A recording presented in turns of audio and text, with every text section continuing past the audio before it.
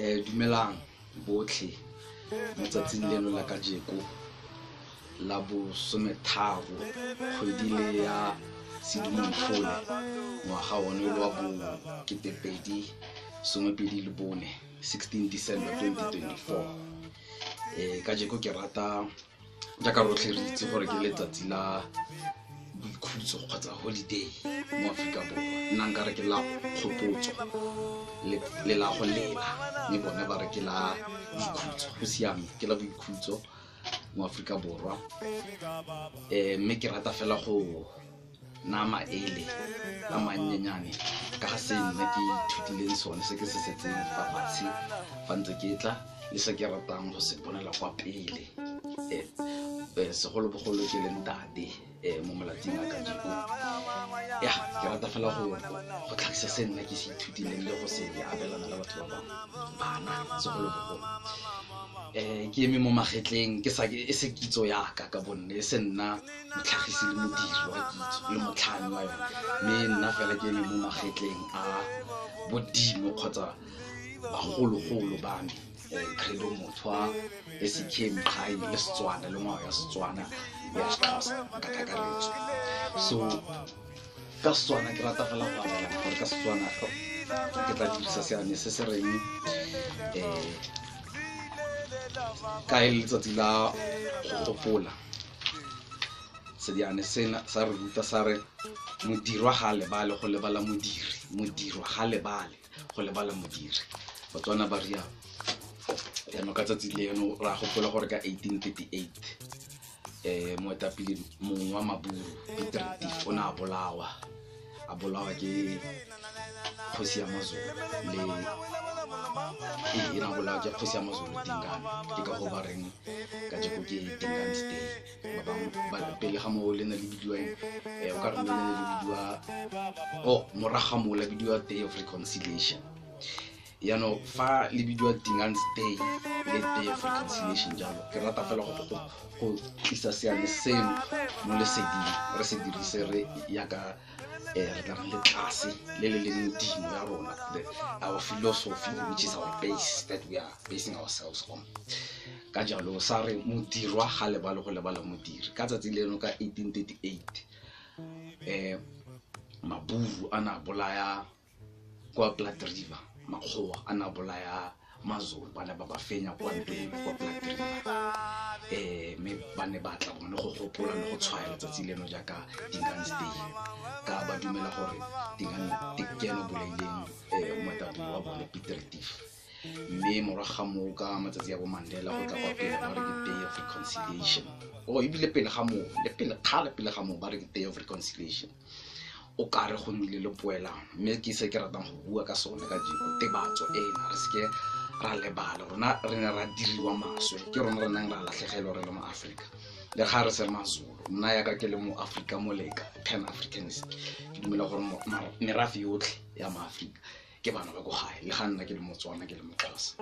Ka jalo tatlhegelo ya 1838 ke tatlhegelo le mo go nna ke ntse ke le Motswana ke le Moxhosa kwa isantsana re latlhegetswe. Mme ka jeko ra lebatswa ke mmuso ono kgotsa puso ya Afrika Borwa re bolelwa ke Day of Reconciliation, letsatsi la poelano. Mme re ntse re itse gore gona poelano mo Afrika Borwa mokgwa ntse lone bagateledi bantsho ka bontsi ntse le bone bagatelediwa. Mme le gantse go na le bantsho ba ba le mo puso bo Mandela bo Ramaphosa bo Zuma ba ba ileng bone bagateledi ba bana ba kwabo.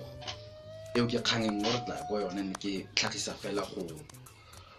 tlhagisa fela lesedi le ke buelang mo go lona. Mme seno ke lefetlho ya ka le bone ke tshwere lehetlo kgotsa lefetlho. Go hetla ka Setswana ke rata go itlhoma mo Setswaneng go hetla kgotsa go fetla. Re tla gopola gore ke batla go buisa ke ga o hetla rub between the hands, strike a match, kindle a fire by rubbing two sticks together, bore a hole by rubbing an auger between the hands, hetla mashi, churn, rub milk between the hands so as to make it froth. Go hetla mashi jaaka wa dira le baby. Ka jalo rona ga re hetle mashi re hetla dimo le kakanyo, philosophy on thought le kitso, knowledge. Re hetla kitso, re hetla dimo, re hetla kakanyo. Ka jalo seno ke sekao sa rona ke segopotso sa rona ke se symbol of our philosophy ke segopotso sa dimo ya rona ka jalo ke mo magetleng ya ka ke buile a Mqhai Kilo yo e leng ene o nang a nthuta gore bana ba ba sa katisiwang ditiragalo tsa bone ke borra bone ba tlile go latlhega fa ba gola fa e nna banna ene ba tlile go nna banna ba e leng gore bone ka bo bona ba latlha bana ba bone ba ba simane le ba banyana a re bana ba ba sa rutiwang ditiragalo tsa bone ke borra bone ga ba ikitse ka jalo ke ka go a reng ba latlhega go sa ikitse o le motho mo bophelong wa latlhego feletsa o tsamaya le diphefo tse seng tsone ya ka re feleditse yano ka jeko jana re itse bontsi ba bašwa ka jeko go ka ba botsa ka tsatsi la ka jeko ba tla re ke tsatsi la go tagwa le go itumela bontsi ba bona ga ba itse gore ke tsatsi la tatlhegelo le go lla le go gopola ka jalo mme ka ile bana ga se molato wa bone molato kwa bagolo ba bone borre ba bona le bomme ba bone ba ba sa ba rutang ditiragalo tsa bone le kitso ka ga bone ka jalo Mqhai wa re ruta mo a bontshe ke sizwe o na kwala Mqhai ka Sexhosa a bua gore borre rutang bana ba lona ditiragalo tsa bone gore ba ikitse ba seke batla ba inyatsa fa ba kopana le ditšhaba tse dingwe tse di tshwanang le makgowa a re gatelelang ka jeko ba ipona ba le kwa tlase ga bone ke ka go ka jeko dilo ya ka di tsamayana re mo sekgweng le fa rona re ntse re ipitsa maAfrika yana bontsi ba rona bophela mo sekgweng le bana ba rona ba mo sekgweng thata ba tsenwa ke bomang ba tsenwa ke rona ka jalo Mqhai ya re rutang bana di seke la latlhega tsamayang go batla lekwalo lena le le buise ebe gape re nna le rre motho yo leng ene modimi le mokwadi o buileng ka ga tsatsi leno o tlhalosa mo Indaba My Children e phasaleditsweng ka 1964 Mqhai ene na ka bo 1800s ena ya reng between 1904 and 1944 motho wa 1964 a re gopotsa the truth about Piet Retief le leng e leng yone ntlha e re dirang ka letsatsi la gompieno kopa go fela go buisa ganya fela go utlwa gore o ne a reng and then ke tla boela go sene ke batla go se bua after this book go bua motho I shall proceed with others in which I shall deal fully with scores of historical inaccuracies about my fatherland. Here I wish to illustrate how a one-sided account can plunge a country into a hell of endless hatred which evil-minded outsiders are only too ready to exploit for their own ends. Ever since my boyhood, I've shared my people's fear of one particular day of the year, the 16th of December, Dingaan's Day, later known as the Day of the Covenant and now the Day of Reconciliation. To white South Africans, it is a sacred day, the day on which in 1838 their forebears achieved a mighty victory at Blood River over the treacherous chief Dingaan who had murdered Piet Retief. In earlier years, this day was an occasion to revive the great bitterness the Afrikaners still felt, and on such occasions their bitterness was blatantly directed against the Bantu.